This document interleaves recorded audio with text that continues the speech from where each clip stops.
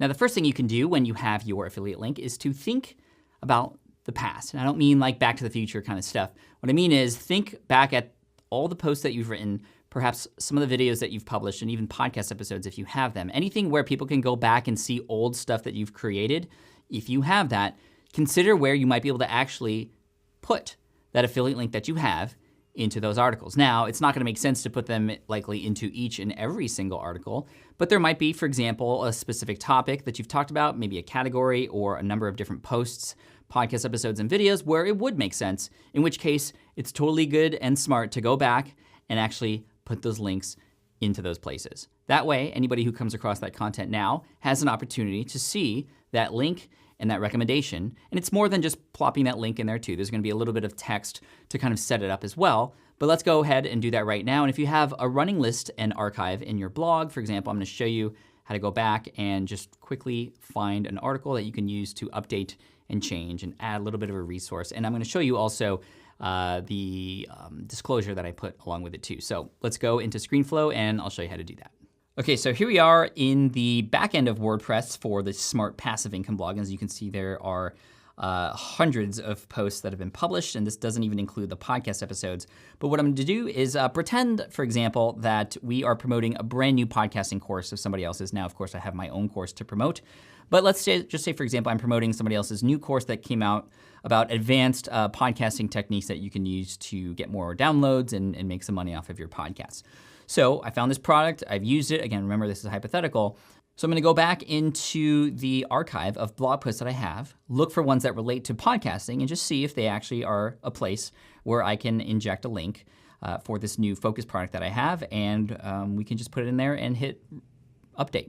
Now there's a couple ways to go and find older posts. You might know them off the top of your head already, but you can go through search posts over here and I can type, for example, podcast or podcasting and hit search posts. And this will likely bring up a number of blog posts where I've mentioned podcasting. Some of them may or may not be relevant to the product that I'm promoting, but some of them may be completely.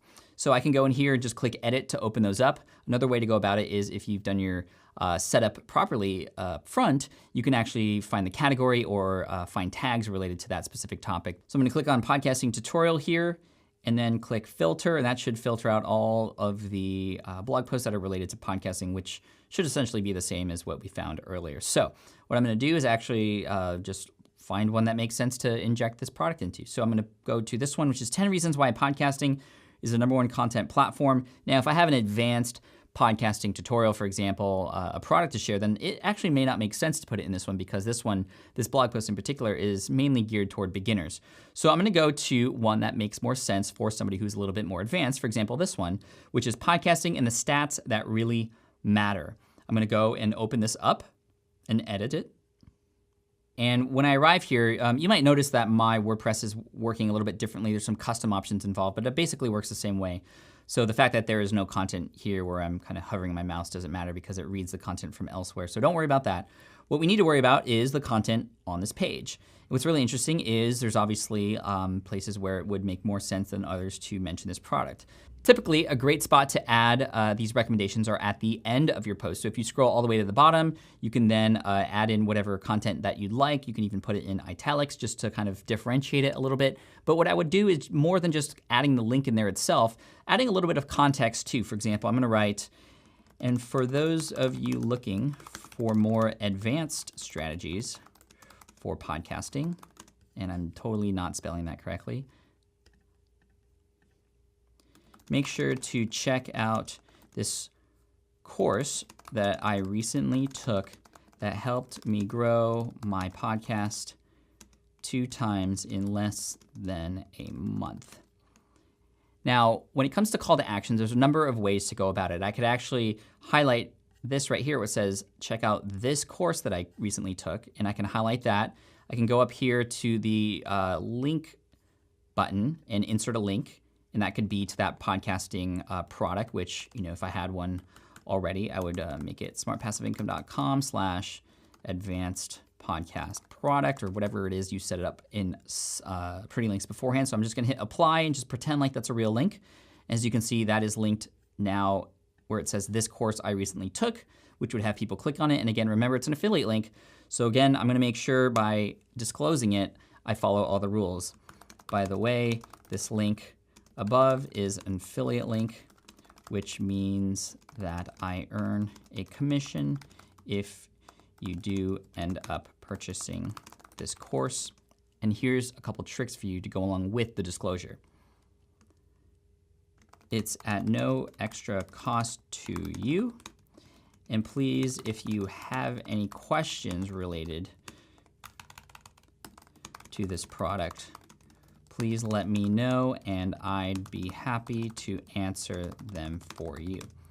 Now, what does this do? First of all, I'm being honest about the disclosure, right? The fact that I have a relationship and I can earn a commission when recommending this product if a person purchases. I also mentioned quickly that it's at no extra cost to them to actually go through this link versus another particular link.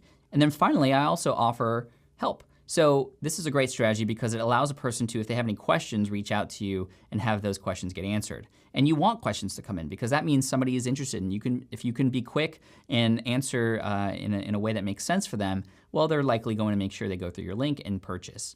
A lot of people, when I tell them this strategy, they share normally that they don't want to do that because they don't want questions coming in. Absolutely, you want questions coming in. You want to answer them because you want to be the one that can help that person, which will differentiate you from everybody else. So it might just be as simple as that. Now, over time, you might be creating other resources or even specific blog posts related to that particular product, or even videos, demonstrations, for example. You can also add over time things like this. If you're looking to see, or no, that's not good. If you like a quick demonstration about how this product can help you and what it's like, click here for a demo on YouTube. And then that would link to the demo on YouTube, which, as you'll find out later in this lesson, will also have a link to the product as well. Now, I'm not gonna link that here. I'm actually going to delete all this, but that's how you can go back into your archive and begin to add certain elements and also add these products so that people might end up purchasing it. And at least, even if they don't purchase, they are getting to know that this product exists, which if they see a promotion for it later in the future, it's not gonna come out of nowhere. It'll be something that they are relatively familiar with because sometimes it might take multiple instances of seeing that product before they actually end up purchasing it. Now, in addition to going back into your blog archive, there may be other places online where you have content that you've already shared from the past that may relate to this product that you now have the affiliate link for. For example, let's say you have a YouTube channel. If you have a YouTube channel, now's a great opportunity to go back to older videos that might actually relate to this product. Now, you cannot replace the videos that you have and add new content into those visuals, into that video, but you can update the description, for example, and you can also add cards and other call to actions on top of those videos to hopefully get people to see this product and go through your particular link. So that's another exercise you could do if you have an archive of YouTube videos. And finally, let's talk about podcasts. Now, if you go back into your podcast archive, likely there's also a blog post that relates to that podcast and you have show notes for different episodes. If that episode relates to this product and it's something that makes sense to fit in there, you can do the very same thing that we did with the blog post for your podcast show notes as well. Now, the question is, can you update the audio for your podcast episodes too? Now, if this is a product that makes sense and you know that it truly can help and it makes sense, the answer is absolutely. You can re-record an episode or add to an existing episode by going back into, hopefully you have those old episodes saved. You just add a little ending that might promote this product, or you might wanna shift something in the middle that might actually be a break similar to a commercial or something, or maybe there's something natural within that particular episode where you can insert a little, just a mention of this product or a little update, for example. Again, same thing, you wanna make sure you disclose that this is an affiliate link and you earn a commission by recommending it, even on voice.